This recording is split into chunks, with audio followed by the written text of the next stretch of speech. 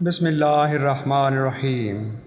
Historical world T V کے معزز سامعین اکرام، السلام علیکم۔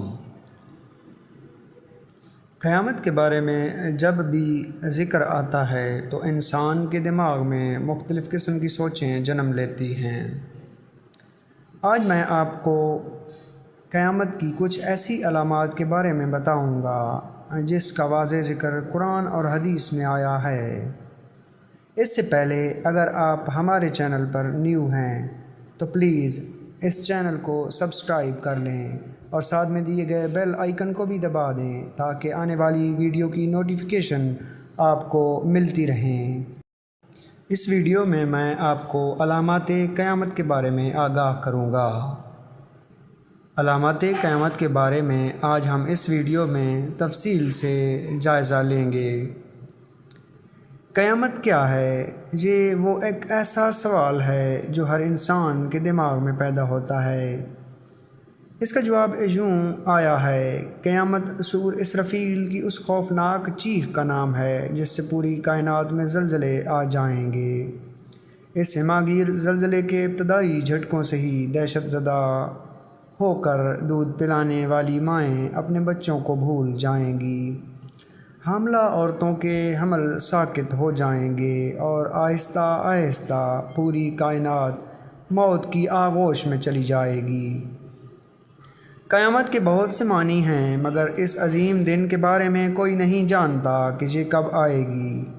اگرچہ اس دن کے بارے میں سارے انبیاء کرام علیہ السلام اپنی اپنی امتوں کو بتاتے چلے آئے ہیں، مگر اللہ کے آخری رسول محمد صلی اللہ علیہ وآلہ وسلم نے آ کر بتایا کہ قیامت قریب آ پہنچی ہو اور میں اس دنیا میں اللہ کا آخری رسول ہوں۔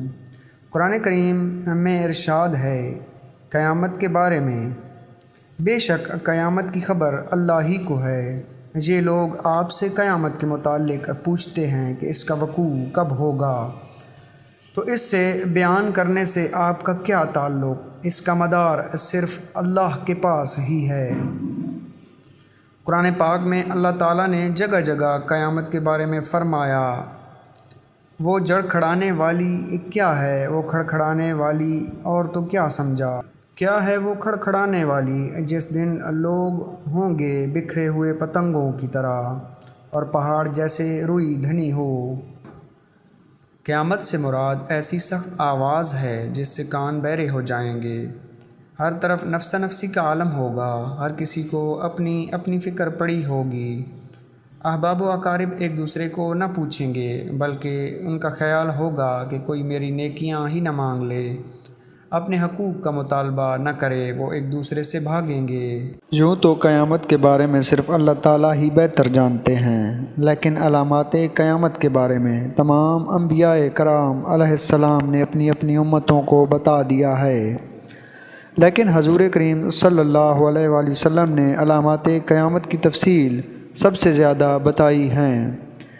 اس بارے میں صحیح مسلم کی روایت ہے کہ حضرت ابو زید رضی اللہ تعالیٰ عنہ فرماتے ہیں، رسول اللہ صلی اللہ علیہ وآلہ وسلم نے ہمیں فجر کی نماز پڑھائی اور ممبر پر چڑھ کر ہمارے سامنے خطبہ دیا یہاں تک کہ ظہر کی نماز کا وقت ہو گیا۔ پس آپ صلی اللہ علیہ وآلہ وسلم نے اتر کر نماز پڑھائی، پھر ممبر پر تشریف لے گئے اور ہمیں خطبہ دیتے رہے یہاں تک کہ عصر کا وقت ہو گیا۔